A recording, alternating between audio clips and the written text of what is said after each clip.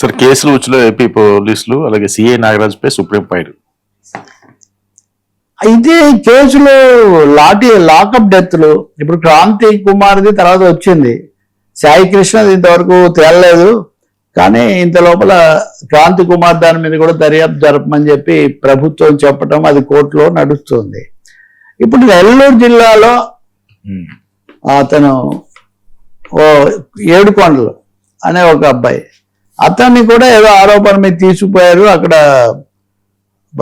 CI Hussain అనే అతను పెట్టిన దీనివల్ల అతను చనిపోయాడని ఒక 2 రోజుల నుంచి చెప్తున్నారు. ఈరోజు అది బాగా పెరిగింది, వాళ్ళ ఆందోళన దుమారం కూడా పెరిగింది. ఇతర ప్రతిపక్షాలు కూడా నెమ్మదిగా సిఐ వేధింపుల వల్ల పడి ఎస్ఐ ఈయన సిఐ కాదు, ఎస్ఐ హనీఫ్. ఈ ఎస్ఐ హనీఫ్ అనే ఆయన దౌర్జన్యం చేయడం, దాష్టికం చేయడం వల్లనే ఈ ఏడుకొండలు చనిపోయాడు. ఈ ఏడుకొండలు ఇతను చెరుకుమూడి గ్రామానికి చెందిన వ్యక్తి. ఏదో ఆరోపణ మీద తీసుకొని పోయారు. ఇతని తర్వాత తీవ్రంగా ఇది చేయటము, ఆ క్రమంలో హింసించటము, వేధింపులు, వీటన్నిటి వల్ల అతను చనిపోయాడని నిన్న కూడా ఈ కాకాని గోవర్ధన్ రెడ్డి మాజీ మంత్రి ఆయన చెప్తూ వచ్చారు. అది ఈరోజు ఇంకా కొంచెం తీవ్ర రూపం దాల్చింది, ఆందోళన, నిరసన అదంతా. ఇంకోవైపున పల్నాడులో ఒక వ్యక్తి ఆత్మహత్య చేసుకున్నాడు. అతని పేరు దరియా హుస్సేన్. ఇతను ఒక ఉద్యోగి. ఈ ఉద్యోగి కూడా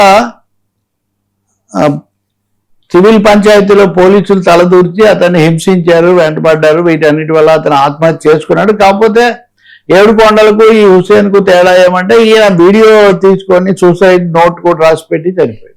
ఆ సూసైడ్ నోట్లో పోలీసు అధికారుల పేర్లు, ప్రభుత్వాధినేతల పేర్లు ఇవన్నీ కూడా రాసిపెట్టి చనిపోయాడు. సో దీంతో కొంతవరకు రాజ్యం కోసం తెలుగుదేశం నాయకులు వెళ్ళి మాట్లాడారు. కానీ వాళ్ళు మటుకు లేదు, మాకు న్యాయం జరగాలని వాళ్ళు ఆందోళనగా ఉన్నారు. సో మొన్న సాయి కృష్ణ కేసు, ఆ తర్వాత క్రాంతి కుమార్ అయిన నేపథ్యంలో వరుసగా ఈ 2 రావటం అన్నది బాగా ఉద్రిక్తతకు దారితీస్తుంది. ఒక విధంగా ఇది ఒక ప్రాంతం కదా, కాబట్టి ప్రభుత్వం నుంచేమో ఇంతవరకు స్పందన లేదు. నా ఉద్దేశంలో చాలా తీవ్రంగా ప్రతిపక్షాలు వాళ్ళని కలవటం, వాళ్ళు చెప్పటం, ఇటువంటివన్నీ కూడా జరిగాయి. నెల్లూరు జిల్లాలో ఈ మధ్యకాలంలో ఇలాంటి సమస్యలు, అంతర్గత సమస్యలు చాలా ఎక్కువ వస్తున్నాయి. ప్రభుత్వం కూడా వెంటనే రంగంలోకి దిగి ఒక అధికారికమైన విధానం తీసుకోవటం, చర్య చేయడం చాలా మంచిది. ఎందుకంటే ఇంత మీడియాలోకి వచ్చిన తర్వాత కూడా వాటిని ఏదో అధికారుల వివరణలతో సరిపెట్టాలనుకొని ఆలస్యంగా చేసి ఇప్పుడు సాయి కృష్ణ కేసులో జరుగుతుంది అదే కదా.